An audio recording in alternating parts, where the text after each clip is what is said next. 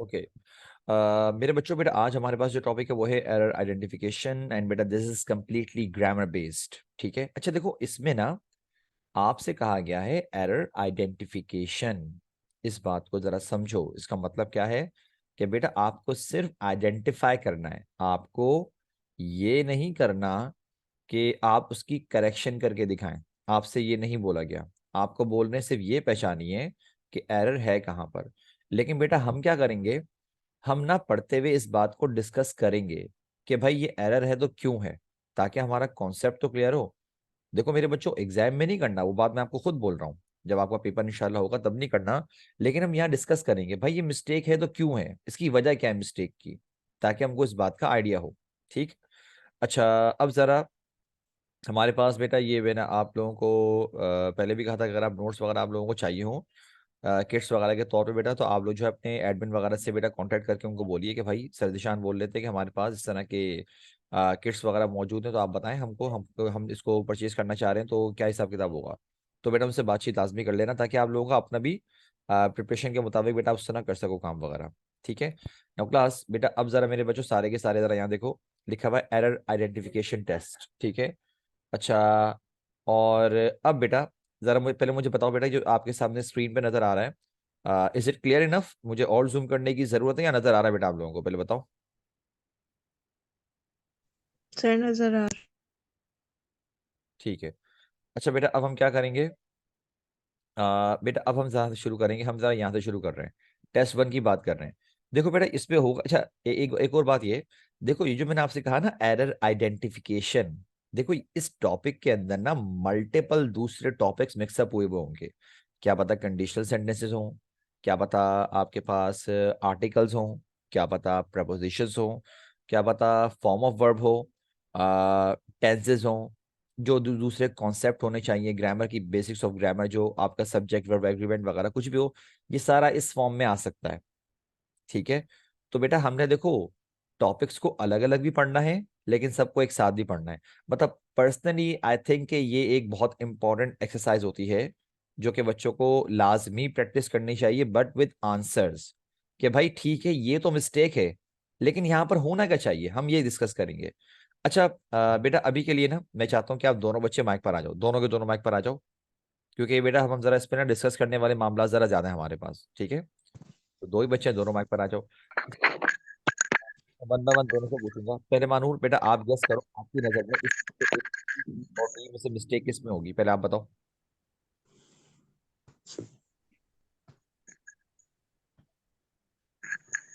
और कुछ आप भी सोच रख लो अपना, फिर मैं आपसे पूछूंगा, या अगर आपको जवाब आ रहा है तो बेटा पहले आप जवाब दे दो, आपके साथ में क्या लग रहा है आपको।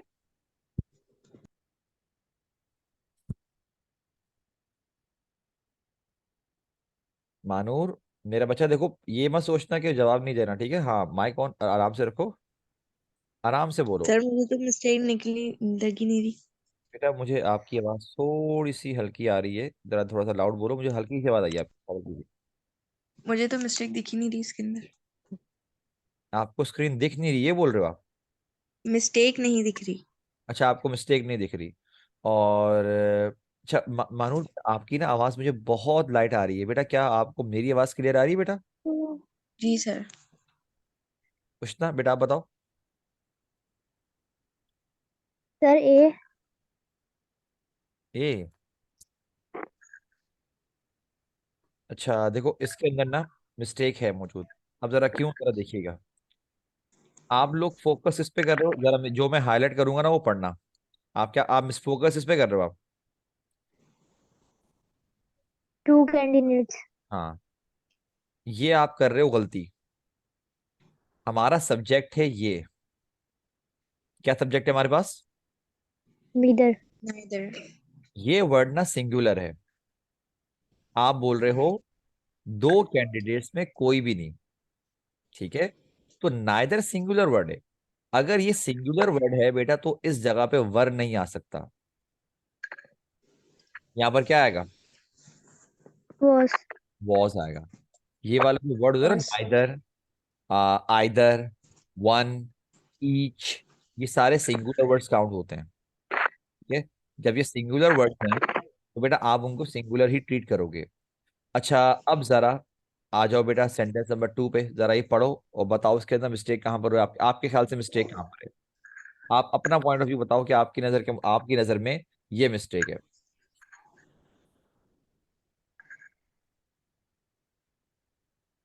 देखो इसमें मल्टीपल कॉन्सेप्ट मिक्सअप होंगे, तो अगर आपको ये लग रहा है ना कि यार नहीं हमसे नहीं हो रहा, कोई बात नहीं बेटा, मैं हूं ना करवाने के लिए। आप क्यों परेशान हो रहे हो, वो काम मेरा है, समझाना काम मेरा है, आपने सिर्फ ट्राई करना है।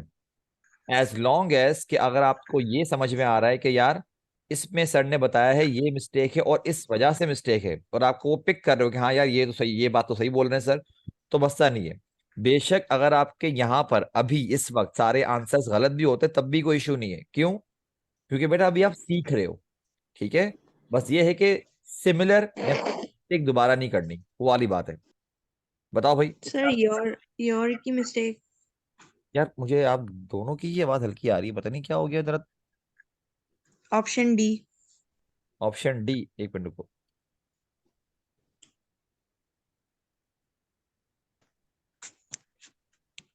बेटा दोबारा बोलिएगा, ऑप्शन कौन सा बोला आपने? Option D D. अब सवाल, अब आप लोगों की आवाज ठीक आ रही है। बेटा ये वाली, ये जिसने भी जवाब दिया था, जो दूसरी बच्ची है, माशाल्लाह बेटा आप भी जवाब देना, इसका जवाब है क्या?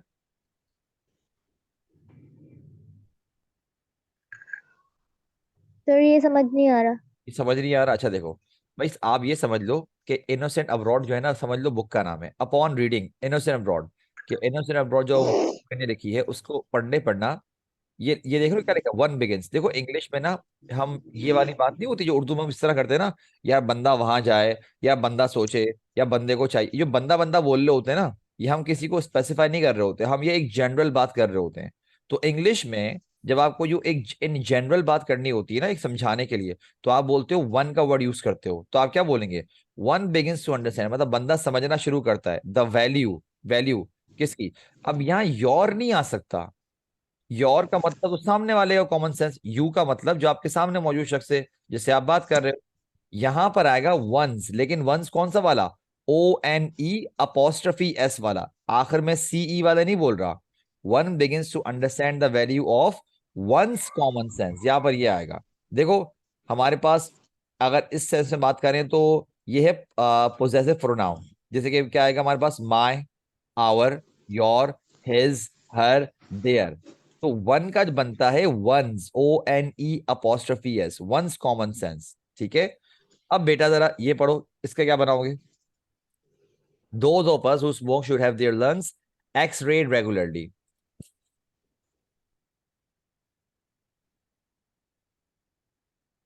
अच्छा पहले मैं एक सवाल पूछना चाहूंगा, रेगुलर या रेगुलरली का मतलब क्या है? हर रोज। नो, हर रोज मतलब नहीं होता इसका। देखो एक बात बताओ, कोई ऐसा काम जो आप मंथ में एक मर्तबा, हफ्ते में एक मर्तबा कर रहे हो, ठीक है, और अगर आप वो बार बार बेटा एक बार काम कर रहे हो, तो आप अपने आप को रेगुलर बोलोगे, क्या मैं I am a regular person, ठीक है।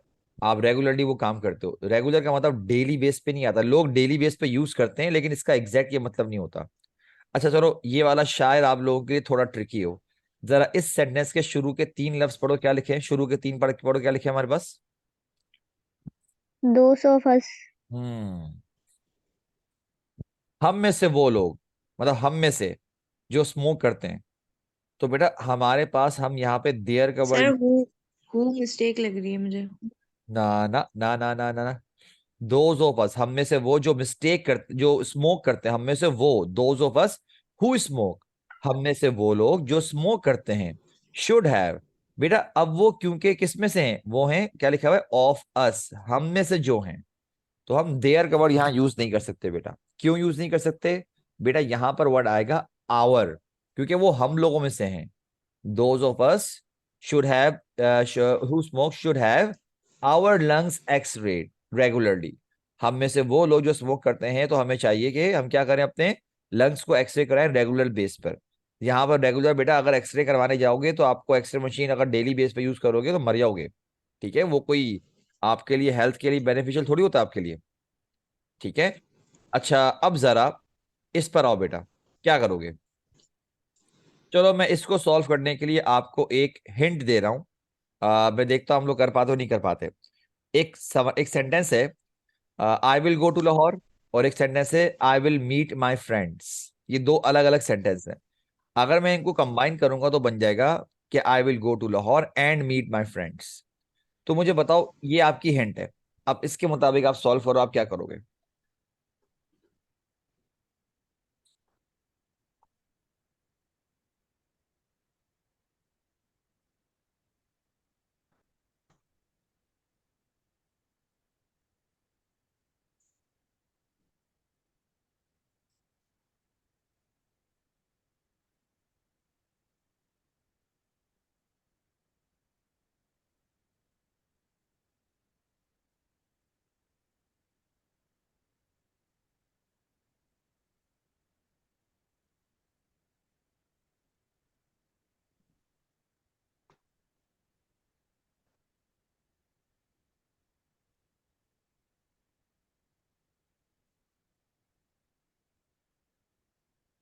अरे बोलो, मैंने कौन सा कोई इतना मुश्किल सवाल पूछ लिया तुम लोगों से? तुम लोग तो एकदम ही चुप हो गए।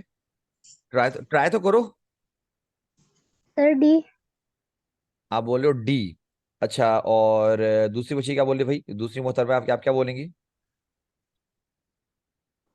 Sir 1 minute.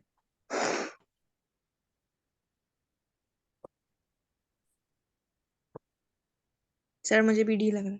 आपको भी डी लग रहा है? अच्छा देखो, अब एक बात बताओ मेरे बच्चों, जरा यहाँ देखो। पहले जरा मैं जरा आप लोगों को कुछ बता रहा हूँ, जरा यहाँ देखना। बेटा ये क्या लिखा हुआ है, जरा मुझे बताओ। हैड अरे ड्रॉन। मुझे चाहिए, बल्कि मुझे चाहिए मैं ना इसको करूँ ये करके जरा हाईलाइट कर दूं हेड को। ठीक है। अच्छा देखो, आप लोगों ने बेटा पैरेललिज्म पढ़ा है ना पिछली क्लास में? जी। पढ़ा है, अच्छा। हेड के साथ एक एक्शन क्या आ रहा है बताओ जरा, एक एक्शन कौन सा आया हमारे पास यहाँ पर, बताओ। ड्रॉन। ड्रॉन। ड्रॉन, ठीक है, बिल्कुल सही है। अच्छा, अब एक्शन दो परफॉर्म हो रहे हैं। एक ड्रॉन हो रहा है, बीच में हमारे पास पैरेलल मार्कर कौन सा आ रहा है? एंड। एंड। और इस पैरेलल मार्कर के बाद एंड। क्या लिखा हुआ है? रोड। तो बेटा एक बात बताओ, एंड रोड। के साथ यहाँ पर थर्ड फॉर्म आ रही है, तो एंड के बाद बेटा यहाँ पे फॉर्म कौन सी आनी चाहिए थी? थर्ड। थर्ड। और वो क्या होती?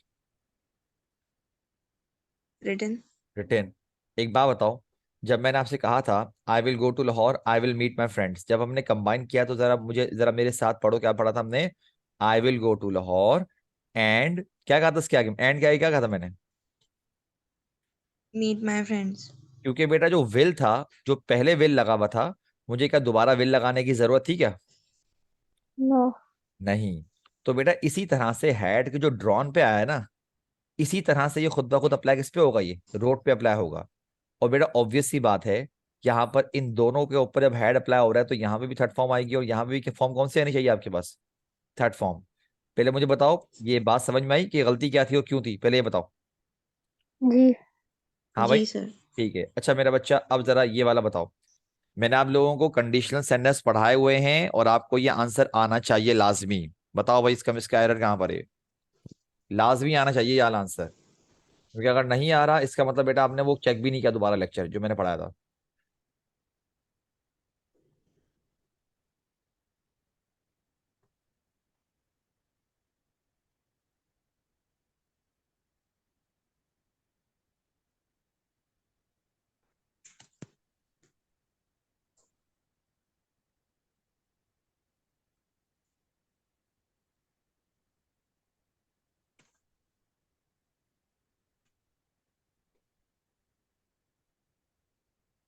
अरे अल्लाह के बंदों, खुद सोचो।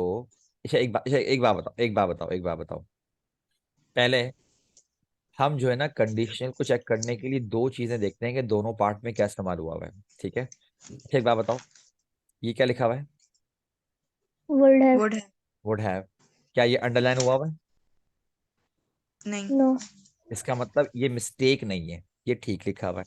अच्छा एक बात बताओ, आपके पास क्या कोई ऐसी कंडीशन थी जिसके अंदर वुड हैव के साथ हमने थर्ड फॉर्म यूज करी है? बताओ, क्या कोई ऐसी कंडीशन थी? No sir. तुम लोगों ने स्ट्रक्चर लिखे भी थे नहीं लिखे थे? जी जी लिखे थे। तो जरा मुझे बताओ वुड हैव के साथ क्या कोई ऐसी फॉर्म आ रही है जिसके अंदर कोई ऐसी कंडीशन है जिसके अंदर वुड हैव के साथ थर्ड फॉर्म आ रही है? थर्ड कंडीशन है। थर्ड कंडीशन है। अच्छा एक बात बताओ, ये वुड हैव अंडरलाइन नहीं हुआ हुआ तो मतलब ये मिस्टेक नहीं है और वॉन सही लगी हुई है। जरा मुझे बताओ वुड हैव वॉन तो आ गया, तो इसके साथ जो इफ वाला पार्ट था उसमें क्या आना चाहिए? पास्ट परफेक्ट होगा। और पास परफेक्ट होता क्या है बताओ जरा, क्या लगा हुआ होता है? Have been. नहीं, हैड के साथ हैड। verb की third had form, sorry. Had third के साथ फॉर्म, बनी वर्ब की, थर्ड फॉर्म, थर्ड फॉर्म। और यहाँ क्या लगा हुआ है बताओ? Would have would have. Lived. हमें यहाँ वुड हैव के बजाय क्या लगाना था? हैड। जी हाँ, if Robert Kennedy had lived a little longer.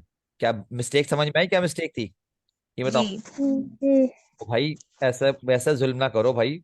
तुम लोग पूरी मैं सारा का सारा जो पढ़ा रहा हूँ तुम लोग ऐसा बेड़ागर कर दोगे। अल्लाह के बंदो, देख तो लिया करो। तुम तो, मुझे लग रहा है तुम लोग तो देखते ही नहीं हो उससे शायद। सर मिड्स भी चलने चलने होने वाले हैं तो उसकी भी तैयारी चल रही है, टाइम नहीं मिल रहा। अब तो यार ये बच्चों की जो स्टूडेंट लाइफ होती है ना, अल्लाह माफ करे। चलो यार क्या बोलो तुम लोगों को, खैर। लेकिन ध्यान रखना भाई, मिस्टेक समझ में आ गई? जी। पहले बताओ। ठीक है। अच्छा बेटा अब जरा देखो, ये वाला सेंटेंस आई डोंट थिंक आप लोगों को समझ में आएगा इतना, ये मैं जरा तुम लोगों को खुद समझा देता हूँ, ठीक है? देखो बेटा, यहाँ पर आप एक मरतबा खाली रीड कर लो, और रीड करके जरा मुझे बताओ कि आपको लग रहा है कोई मिस्टेक है, क्योंकि मुझे लगता नहीं है तुम लोग मिस्टेक पकड़ पाओगे इसके अंदर। पढ़ो, पहले पढ़ लो एक मरतबा, फिर मैं समझाऊंगा मिस्टेक क्यों है और किस तरह से।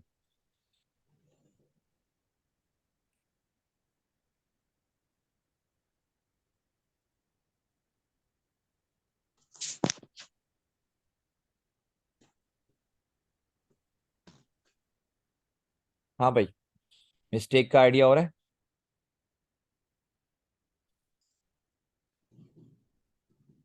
बोलो मेरे बच्चों, मिस्टेक का क्या आपको आइडिया हो पा सर रहा? सी। सी या डी लग रहा है मुझे। सी या? डी। एक बात बताओ, अच्छा क्यों लगा रहे हैं पहले ये बताओ। अच्छा, एक बात बताओ, एक बात बताओ, यहाँ पर क्या आ रहा है? एंड एंड के बाद पैरेलल। क्या लिखा हुआ है? वी केम यहाँ पे क्या लिखा हुआ है? रिप्रेजेंटेड, दोनों सही तो लिखे हैं, पैरेलल प्रेजेंटेड। मार्कर सही तो सही तो यूज हुआ है। रिप्रेजेंटेड भी सही यूज हुआ हुआ है, और बिकेम भी सही यूज हुआ हुआ है, तो मिस्टेक क्या है? मिस्टेक थोड़ी है कोई। सर ए है, इट वॉज मिस्टेक कैसे हो गई भाई?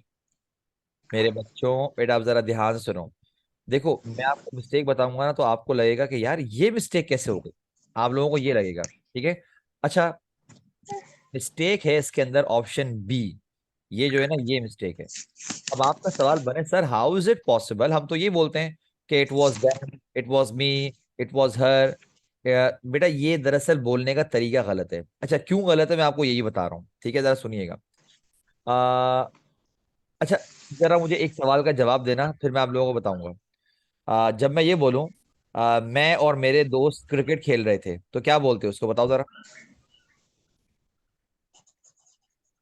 Me and my friends playing cricket, अच्छा भाई, और मासूम क्या बोलेंगे इस पर, क्या बनेगा इसका? Me and my friends were playing it. दोनों ने जवाब दिया गलत। Me and my friends were playing cricket. हाँ सुनो सुनो, क्यों जवाब दे रहा हूँ। बेटा हमारे पास एक वर्ड होता, एक सब्जेक्ट की कैटेगरी होती है, उसको बोलते हैं सब्जेक्ट फॉर्म, और एक को बोलते हैं ऑब्जेक्ट फॉर्म। सब्जेक्ट फॉर्म होती है आई, उसकी ऑब्जेक्ट फॉर्म बनती है मी। अच्छा, वी का बनता है अस, शी का बनता है हर, ही का बनता है हिम, दे का बनता है देम। अब आपसे मैंने सेंटेंस पूछा कि मैं और मेरे दोस्त क्रिकेट खेल रहे थे, आपने कहा me and my friends were playing cricket, ये है गलत। अब आप बोले सर हम तो यही लिखते हुए आ रहे हैं बचपन से। बेटा प्रॉब्लम ये है आप लिखते हुए आ रहे हो, दैट डजंट मीन कि आपके लिखने से वो ठीक हो गया है। एक बात बताओ, इस सेंटेंस के मुताबिक जो हमने कहा कि me and my friends were playing cricket, मैं और मेरे दोस्त क्रिकेट खेल रहे थे, इट मींस कि हम एक्शन परफॉर्म कर रहे थे, हम पर एक्शन परफॉर्म नहीं हो रहा था। तो हाउ इज इट पॉसिबल, अगर हम एक्शन परफॉर्म कर रहे हैं मैं और मेरे दोस्त, तो मैं मी का वर्ड कैसे लगा सकता हूँ? मी का वर्ड तो आता ही तब है जब आप पर एक्शन परफॉर्म हो, ना कि आप एक्शन परफॉर्म करें। जब आप एक्शन खुद परफॉर्म करेंगे तो आपको आई लगाना पड़ेगा, लाजमी, लाजमी लगाना पड़ेगा। अगर आप एक्टिव, ऑब्वियसली बात है, अगर आप एक्टिव वॉइस बना रहे हैं, ठीक है ना, तो मेरे बच्चों आपको पता है इसकी करेक्ट फॉर्म क्या होती है? गेस करना चाहोगे? शायद आपने सुनी भी हो। जैसे कि आपने कहा कि me and my friends were playing cricket, क्या आप इसको गेस करना चाहोगे उसकी मिस्टेक क्या है ये? आपने आई थिंक सुना। I and my friends. नहीं, पहले आएगा माय फ्रेंड्स। जब कभी आई आप, My friend and I were playing cricket. My friends and I were playing cricket, क्योंकि आप एक्शन परफॉर्म कर रहे हो। ठीक है, अब एक बात बताओ, अभी हम बात किसकी कर रहे हैं, जरा बताओ ये किसकी बात कर रहे हैं हम लोग? हर की और बेटा लड़की. देखो ये उसके आगे क्या लिखा हुआ है? हु, क्या लिखा हुआ है ये? Who represented? मतलब इसने क्या किया, इस पर एक्शन परफॉर्म हुआ या इसने एक्शन परफॉर्म किया है? इसने एक्शन परफॉर्म किया. तो हाउ इज इट पॉसिबल कि हम इसकी ऑब्जेक्ट फॉर्म लगाएं? हमको यहाँ पे क्या लगाना पड़ेगा? She. बोलो। She. She. हाँ, देखो बेटा बताओ प्रॉब्लम क्या आती है बच्चों को? बच्चों को प्रॉब्लम ये आती है, वो इंग्लिश जानते हैं, प्रॉब्लम ये है उन्होंने इंग्लिश दरअसल मूवीज वगैरह इस तरह नॉर्मली या अंग्रेजों को बोलते हुए सुनी होती है, ठीक है? इसमें आपकी मिस्टेक नहीं है, ये कॉमन है। बच्चे ऐसे आते हैं जिनको ये लगता है कि गलती नहीं है, लेकिन बेटा ये देखो ग्रामेटिकल गलत चीज है ये, और हमें जो एग्जाम में देना पड़ेगा टेस्ट वगैरह के अंदर, बेटा वो हमें ग्रामर की बेस पे जज करेंगे। क्या मेरे बच्चों आपको ये समझ में आता है कि ये मिस्टेक है क्यों? पहले ये बताओ क्यों मिस्टेक आई है जी इसके लिए? सर. क्योंकि ये ऑब्जेक्टिव फॉर्म में लिखा हुआ है. जी एग्जैक्टली और ये यहाँ पर ये एक्शन परफॉर्म हो रहा है, तो इट्स नॉट पॉसिबल कि हम इसको ऑब्जेक्ट फॉर्म में लिखें। ठीक है, अच्छा बेटा नंबर 7 बताओ जरा। इसके अंदर, चलो मैं आपको एक हिंट दे रहा हूँ, सही है? मैं देखता हूँ आप लोग क्या करते हो। देखो भाई, अगर अगर मेरे बच्चों, अगर मैं ये वाला पार्ट जो है ना, ये वाला पार्ट जो बिल्कुल कॉमास के बीच में लिखा हुआ है, ठीक है, अगर मैं ये पार्ट हटा दूं तो आप ये समझ लो कि इस सेंटेंस में कोई मिस्टेक नहीं है। दोबारा सुनो मैंने क्या कहा, अगर मैं ये वाला पार्ट हटा दूं, मतलब सेंटेंस क्या लिखा हुआ हो, लिखा हुआ हो the prices at the economy centre are as reasonable as those as comparable discount stores, तो तब तो सही है ये। लेकिन ये लगाने से एक मिस्टेक आ रही है, बताओ वो मिस्टेक क्या होगी?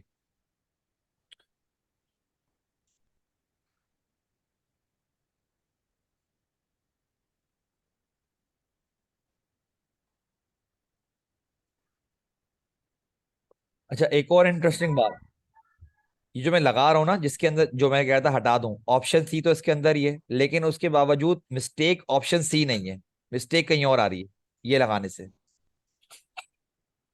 बताओ। अच्छा एक बात बताओ, एक बात बताओ, एक बात बताओ मेरे बच्चों, एक बात बताओ।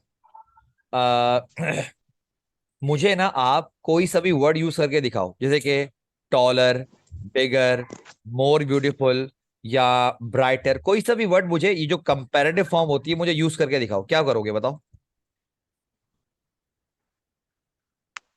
ग्रेटर. क्या? ग्रेटर. अरे नहीं नहीं, मैं बोल रहा हूँ जैसे कि आपने कंपैरेटिव वर्ड बोला ना, मैं कह रहा हूँ मुझे इनमें से कोई सा भी वर्ड ना एक सेंटेंस बना के दिखाओ, सिंपल सा, कोई इशू नहीं है, सिंपल सा सेंटेंस बना के दिखाओ।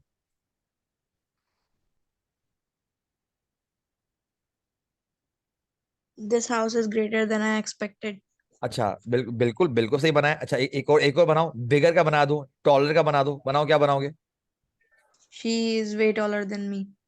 एक बात बताओ, जब आप कंपैरिजन कर रहे हो तो आपको एक चीज को दूसरे से कंपेयर करने के लिए वर्ड क्या लगाना पड़ रहा है बीच में? Then. तो बेटा हाउ इज इट पॉसिबल कि आप यहाँ पर लिखो मोर रीजनेबल, तो यहाँ बेटा देन का वर्ड कैसे नहीं आ सकता? आपको यहाँ पे क्या लगाना पड़ेगा? Then. Then. जी हाँ, मेरे बच्चों के बेटा क्या देखो, मैंने क्या कहा था, यहां पर ना हमने क्या किया, एक ऐसा वर्ड लिख दिया कि जिससे हमने, पहले तो हम बोल रहे थे कि एज रीजनेबल, जैसे कि हम बोलते हैं ना कि एज ब्यूटीफुल एज हर, क्या बोलते हैं कि एज बिगर एज दैट, वो चलेगा, क्योंकि आप बोल रहे हो उतना ही रीजनेबल है जितना वहां पर है। प्रॉब्लम क्या हुई कि हमने यहां पर लगा दिया मोर रीजनेबल, हमने कंपैरेटिव फॉर्म लगा दी। तो बेटा जब कंपैरेटिव फॉर्म लगाते हैं तो ऑब्वियस सी बात है, हमें क्या करना पड़ेगा? कंपैरिजन के लिए ये करना पड़ेगा, ठीक है ना? इसके कंपैरिजन में बात कर रहे हैं, तो हमें यहाँ बेटा हम दैस का वर्ड नहीं लगा सकते, हमें अब क्या लगाना पड़ेगा? यहाँ लगाना पड़ेगा। Then. हाँ, क्या मिस्टेक समझ में आती है? मिस्टेक क्यों है पहले ये बताओ। Yes.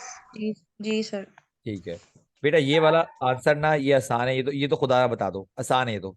बताओ इसका आंसर क्या होगा?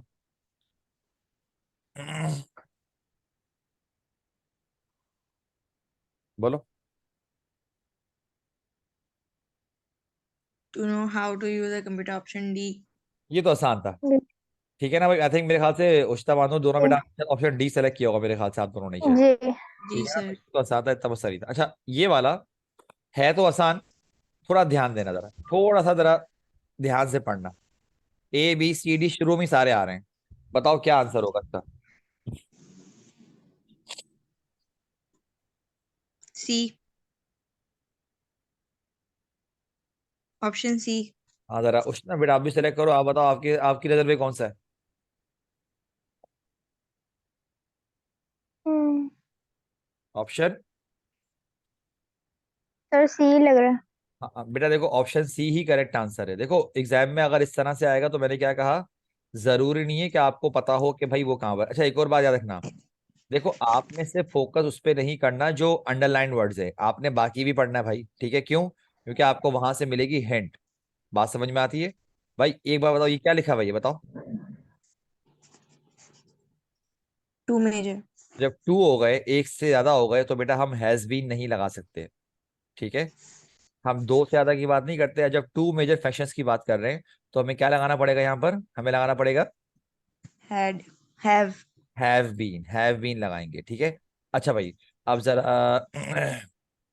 क्या कहते हैं, हमने ये लगा दिया और नंबर 9। हाँ अब जरा बेटा ये बताओ, ये जरा थोड़ा ट्रिकी होगा बेटा। ठीक है,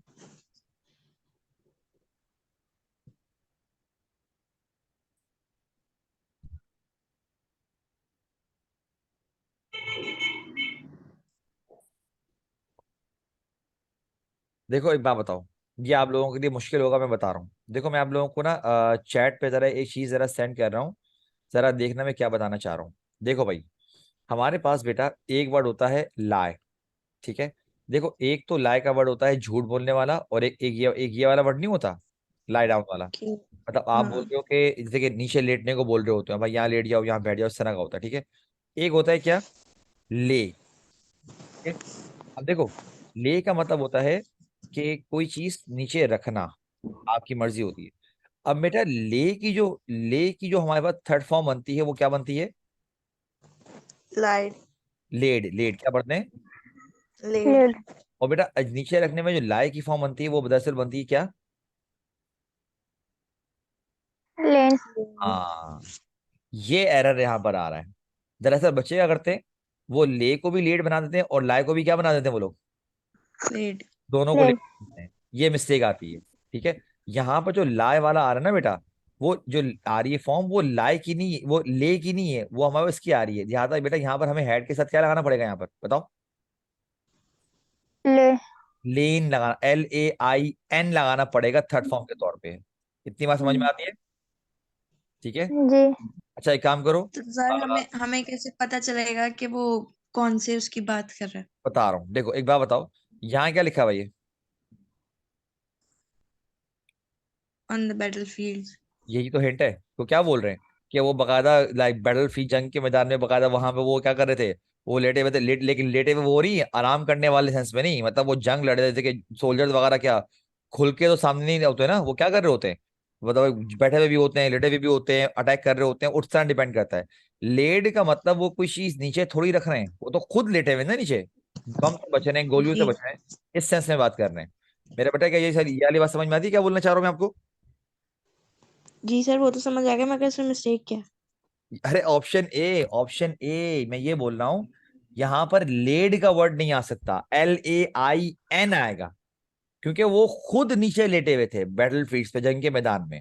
ठीक है, जो दुश्मनों से लड़ रहे थे, हमला कर रहे थे, छुप रहे थे, ये बात करना हो। क्योंकि देखो अगर तो हम, सर हाँ हाँ बोलो बोलो आप बोलो फिर। LAID जो है वो लाई के लिए यूज होता है नहीं ना, वो तो ले के लिए यूज होता है ना, रखने के लिए। रखने के लिए, लेकिन वो रख नहीं रहे थे, खुद खुद हुए हुए थे वो।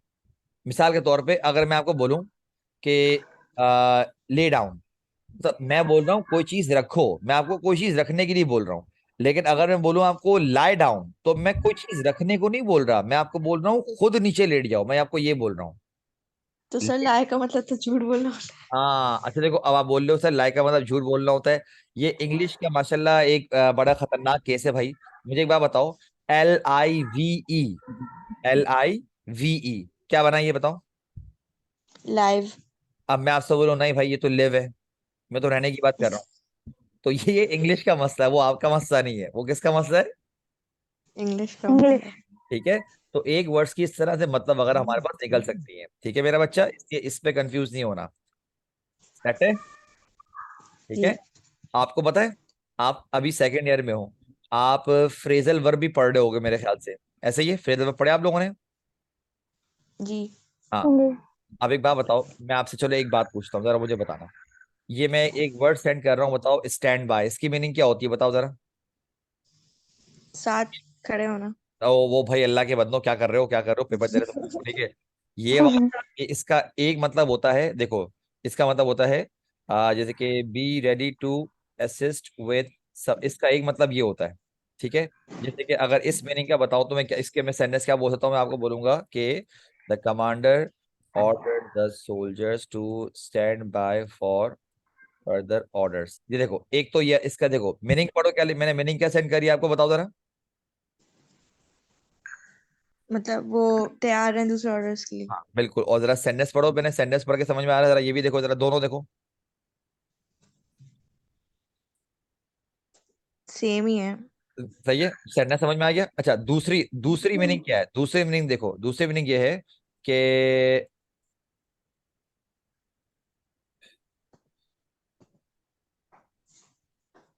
दूसरी मीनिंग क्या है बताओ। स्टैंड बाय की। हाँ ये स्टैंड बाय की ही मीनिंग है माशाल्लाह से। क्या लिखा हुआ है ये। To believe in something. ओ। अब इसका मतलब ये है देखो कि सेंटेंस देखो क्या लिखा हुआ है,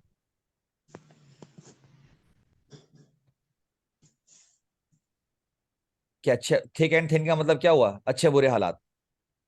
जी। तो अब देखो ये इंग्लिश में प्रॉब्लम है कि एक वर्ड्स के मल्टीपल मतलब निकल सकते हैं यहाँ पर। तो वो हमें क्या बेटा, हमें हमें गैस करना पड़ेगा, ये जज करना पड़ेगा कि यार ये इस सेंटेंस में ये वाली मीनिंग आ रही है तो किस तरह से आ रही है। लेकिन लेकिन परेशान नहीं हो, वो कैब वाले आते तो हैं, इस तरह के बहुत कम आते हैं। वो कैब के ज्यादातर आपको होमोफोन्स टाइप के कम आते हैं, आपको वो देते हैं मीनिंग टाइप के।